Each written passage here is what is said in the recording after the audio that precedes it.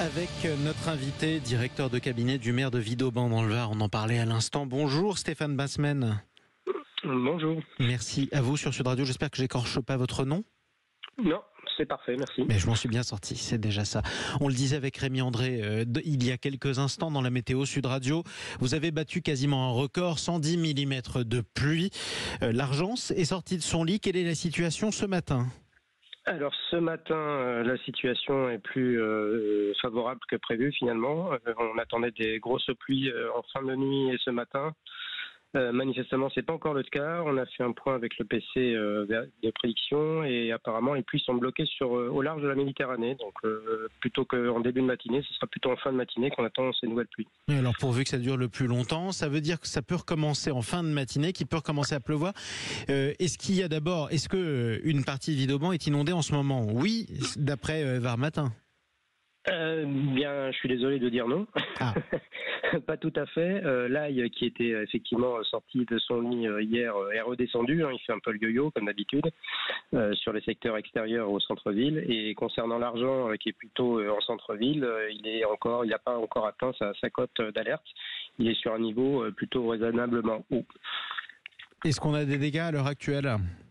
Les dégâts d'hier ont été corrigés autant que faire se peut par les agents communaux toute la journée d'hier. On a remis en place certaines alimentations d'eau potable notamment et fait des chemins d'accès.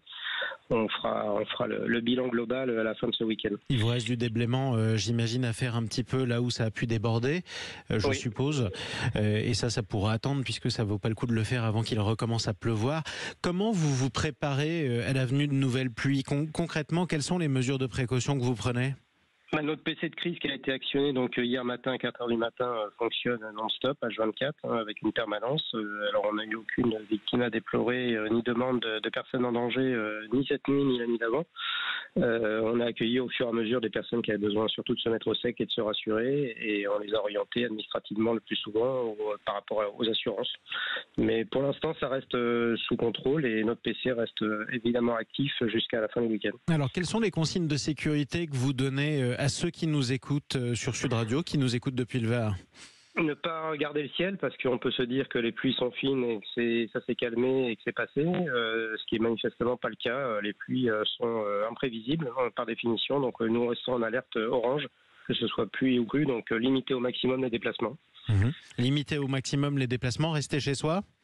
Absolument. Et ne pas faire les curieux, comme on a trop souvent l'habitude de le voir. Encore hier, on a des personnes qui sont tombées dans des crevasses et qui se sont blessées malheureusement.